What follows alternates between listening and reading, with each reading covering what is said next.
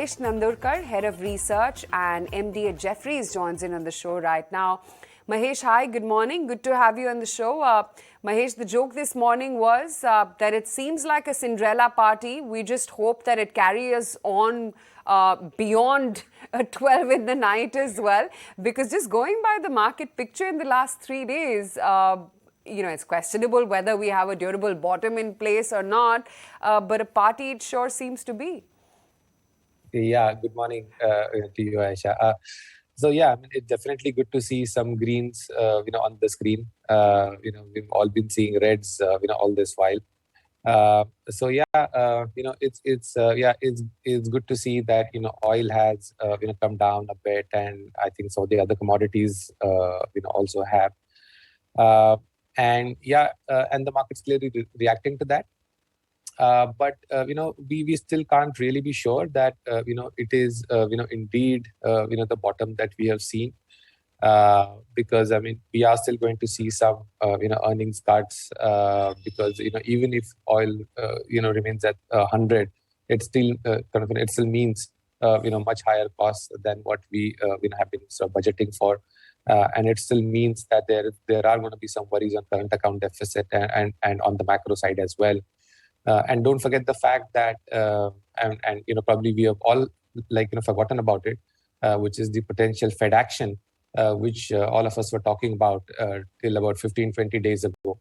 And suddenly that talk has gone out of the discussions. But, if the Ukraine situation were to normalize, I'm sure the Fed concerns will start to pop up again.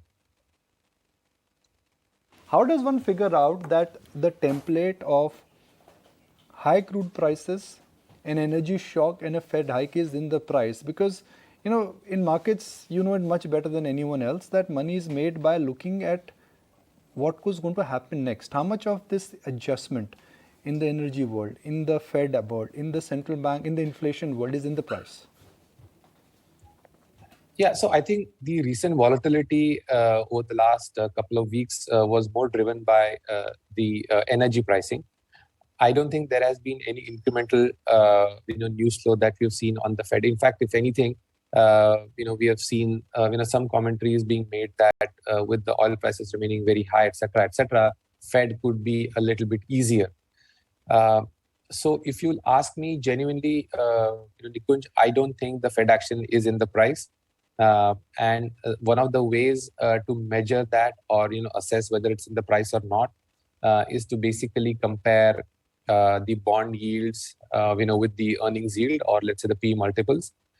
We are still trading, above the historical averages in terms of the gap between the bond yields and the earnings yield. And, I think that gap needs to close.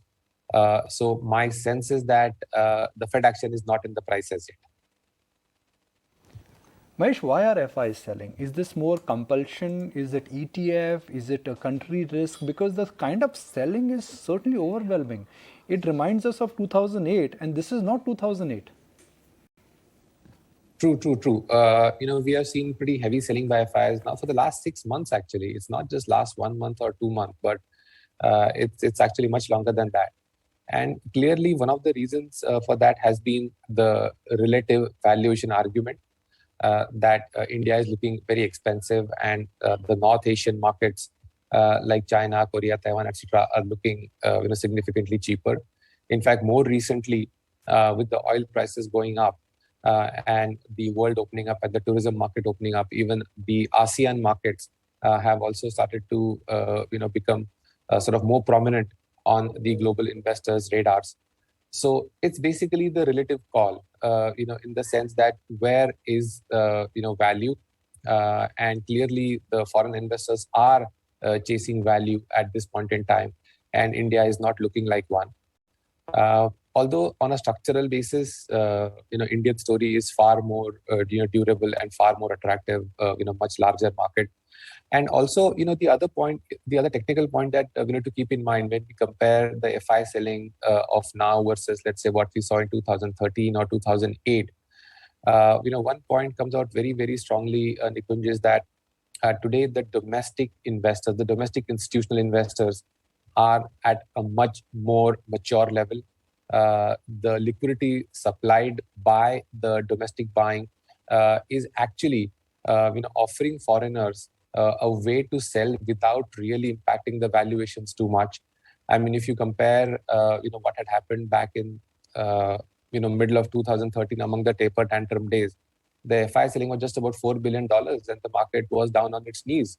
But this time, we've seen over the last 12 months, I think in the secondary market, maybe about 20 to maybe $25 billion worth of selling has been done by the foreigners. And yet the market has held up pretty nicely because of the liquidity offered by the domestic investors. So I think what is happening is that, we cannot look at FII selling just, as a number, in an isolation. It has to be viewed in the context of whether the markets have corrected as much or not. If the market had corrected, the FI selling would have stopped or reduced. In terms of the state election, from a market standpoint, no event? Yeah, I think, over the period of time, we have seen that the impact of, election results is not really long lasting, on the market, especially at the state level. But yes, I mean, UP is a pretty large state. And, people will be watching out for not just who wins, but, by what kind of margins, because that will have some implications for 2024. But yeah, let's wait and watch. Mahesh, whether there is a durable bottom in place, is the market going to rebound from here? Is Ukraine and Russia behind us? That only time will tell, and we'll know looking back. What one can do, though, is structure your portfolio in a way to try and wade through this volatility. So just wanted to get your sectoral view. Where is it that you think are comfort spaces, places to hide, and places to avoid, especially given the high inflationary environment that we are in? And we've all seen what's happened with the commodity basket of late. I think clearly, given where the selling has been concentrated and the stock price reactions have been, I clearly believe that the banks and insurance are the two sectors or subsectors that I think offer a lot of opportunity to be kind of adding here, because unlike some of the other sectors like, let's say, cement or consumer staples or durables or autos, will likely see earnings cuts. I doubt whether there will be any meaningful earning cuts, on the banking side or on the insurance side. So most of the selling has been macro driven and, FII driven. So I believe that segment really offers, a much better risk reward at this point in time, both from the short-term perspective as well as from the long-term perspective as well. So that's clearly, one. I mean, our long-standing favorite has been real estate sector that has, got, sort of battered down in the last few weeks. And my sense is that, if we continue to see the oil volatility, maybe that sector will not deliver returns in the short term. But those who kind of look at the markets maybe from a 1 year, 2 year, or longer term perspective, that still is an option, but not really from the near term perspective. I believe. One sector which has been neglected and has got hit quite hard due to this oil pricing, etc., is autos. But I feel that there are a lot of positive triggers and drivers in place for the auto sector, especially on the four-wheeler side. So that sector as well, I would say looks interesting. Maybe you will probably not make a lot of money on that in the near term if oil stays high. But once again, with a 1 year, 2 year view, that looks pretty attractive. So I would basically say banks, insurance is a no-brainer, and one should be adding probably autos as well. Let's also look at why banks specifically, and especially private banks. I mean, these were the holy grails, right? Everyone thought that if anything you want to buy in India, you buy an HDFC bank, you buy ICICI bank, you buy an Kotak Mahindra bank. The best trade is you buy all three. These stocks are getting butchered. How much of this selling in banks is compulsive in nature? I'm just going to, phrase the question slightly longer for the benefit of our viewers, because you're on the verge of a credit growth. NPA cycle is behind us, and yet these banks are underperforming. Whatever I've seen over the years, it should be the other way around. Am I missing on something? See, I'm just coming back to the original point, Nikunj made in the beginning about the foreigners selling.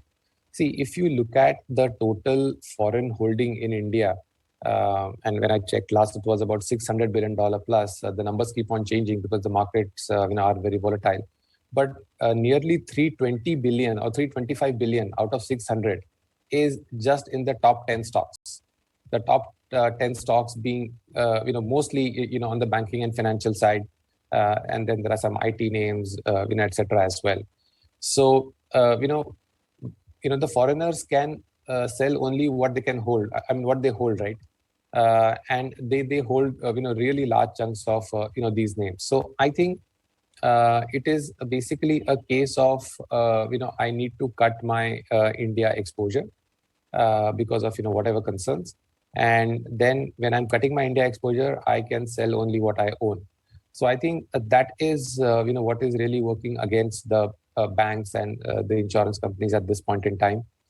But as you rightly said, the fundamentals are really in place. And this is one sector that I clearly feel that the earnings are not really going to be disappointing. We will not really be seeing earnings cuts here. We are already beginning to see earnings cuts elsewhere, like cement and autos, etc. But I doubt whether you will see much cuts in the banking side. So that's the reason why we also like it. So Mahesh, at this juncture, how should one prepare the portfolio? Because commodity prices are at a record high. They may sustain, they may not sustain. But is it time to start thinking differently? Let's say buy an Asian Paints or buy a Pidilite, buy consumer companies, commodity produce consumers rather than commodity producers. Does that make sense? Is that trade, is this a good trade till rest of the year? So if we assume that, let's say, the worst of the Ukraine crisis are behind, and only time will tell that. But if we make that as an assumption for the time being, then we have to go back to the key market drivers prior to all these things started, which was about 10-15 days back. And at that point in time, it was sort of very clear that the